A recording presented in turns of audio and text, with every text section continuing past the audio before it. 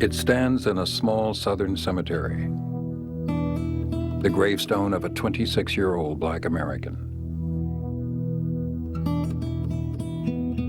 Jimmy was a symbol of something. That guns and bullets cannot destroy ideas.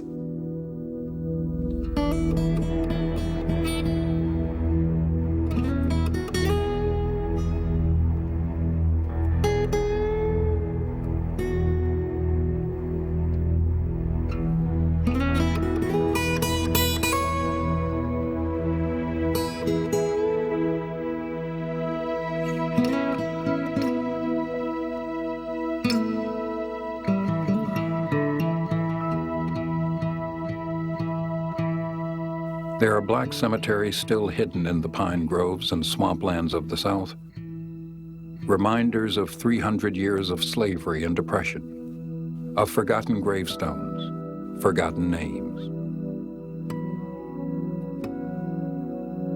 By 1954, slavery had been dead in America for nearly a century.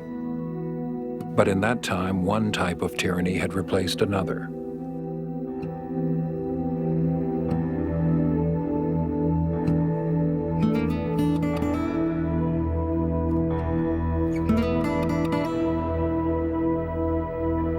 In the 1950s, the average income of an African American in Mississippi was $700 a year. Denied the vote, they had been written out of the political system. Denied an education, they had been left to do a white man's work at a black man's wages.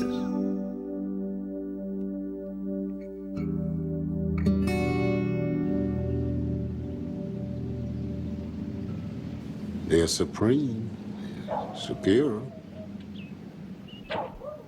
So that's what they're thinking. When you've been taught something so long, whether it's right or not, you begin to feel like it's right.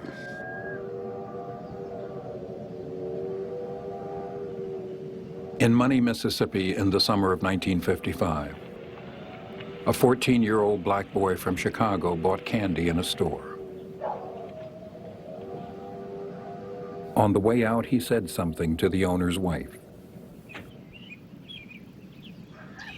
Emmett Till was visiting his cousin's grandfather, a 64-year-old tenant farmer. Mose Wright had lived in Mississippi all his life and knew his place. It never occurred to him that a young black boy would act differently. Looked like a youngster, be kind of mannish. Didn't know the custom of the South. Whispered at a white lady. Whistle at her.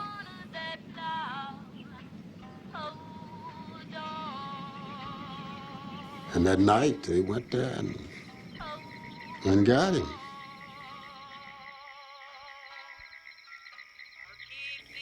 And took him out and killed him. And put weights on him, put him in the river.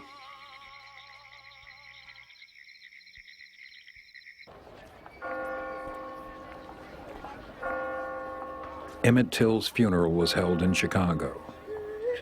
At his mother's request, the coffin was left open for the world to see what they had done to her son.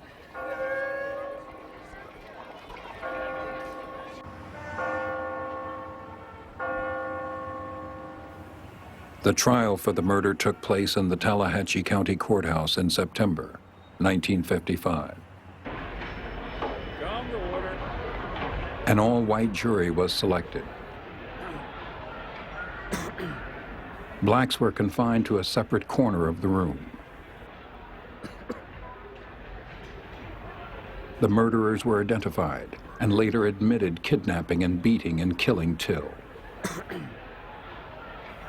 But the white jury took just an hour to find Roy Bryant and his half-brother J.W. Milam not guilty.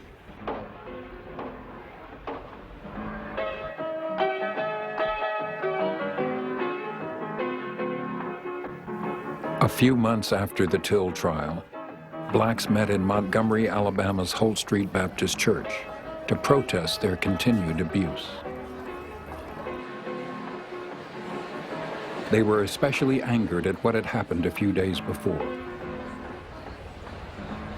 Rosa Parks, riding a city bus, had refused to give up her seat to a white man and had been arrested. Black people had been arrested before, even shot for less offenses to the city's segregation ordinances. But Rosa Parks was a well-known, respected figure in the black community, and her arrest ignited indignation.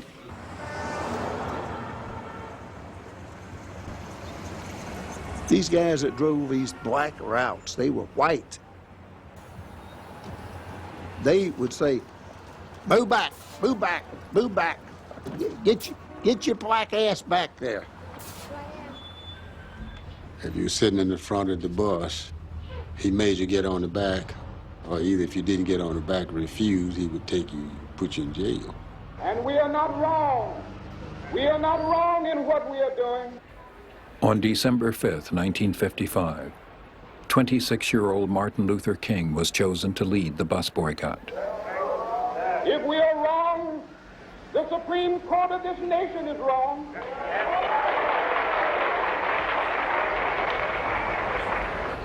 If we are wrong, the Constitution of the United States is wrong. If we are wrong, God Almighty is wrong.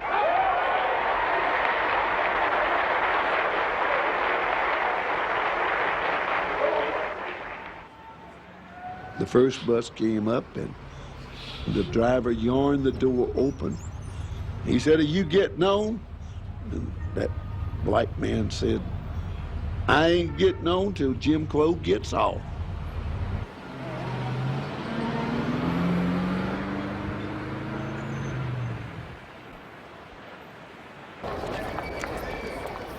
They walked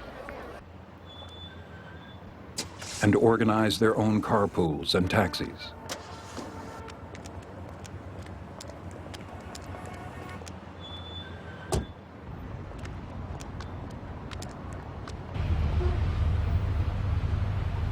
City buses stood idle or ran empty.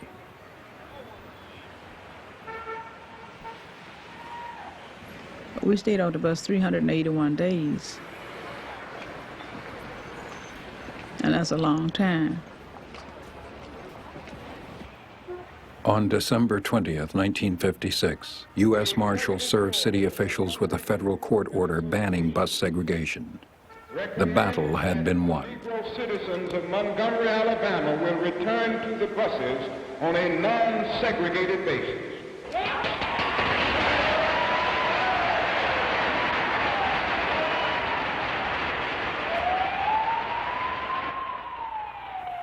But in Little Rock, Arkansas, a new battle was about to begin.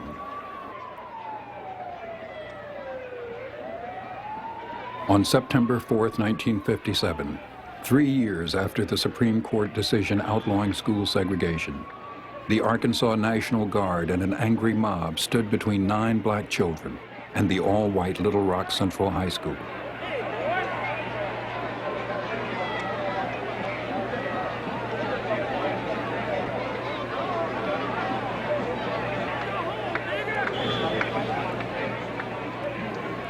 Prevented by the troops from entering the school, the 9 black children were harassed, cursed, and threatened by the mob. Some were demanding that they be lynched. Only with the help of a white woman did one of the children make it to a bus and to safety.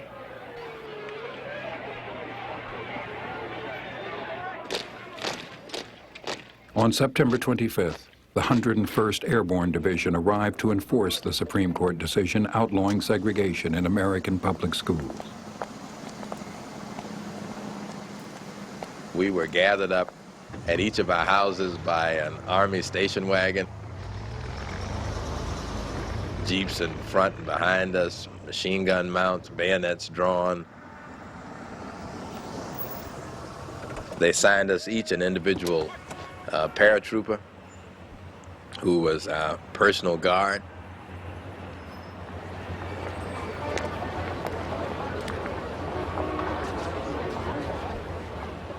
White soldiers who were not much older than we were.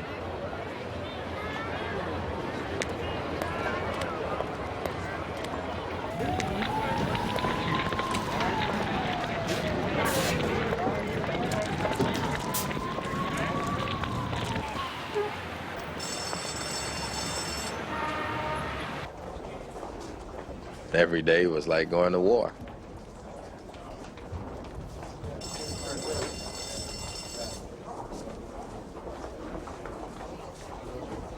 The perseverance and bravery of the 9 black students attending Central High School had an influence far beyond Little Rock.